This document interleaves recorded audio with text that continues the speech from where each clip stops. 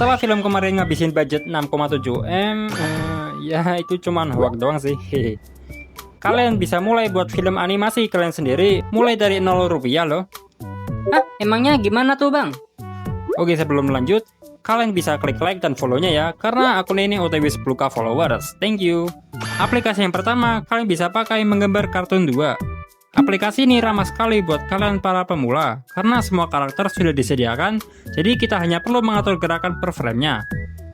Aplikasi yang kedua, kita bisa pakai aplikasi Flip a Clip.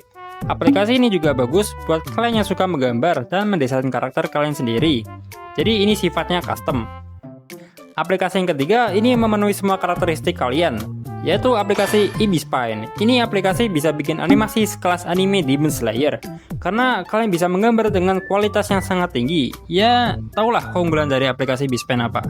By the way, buat kalian cari app premium murah, bisa kunjungin IG ku ya.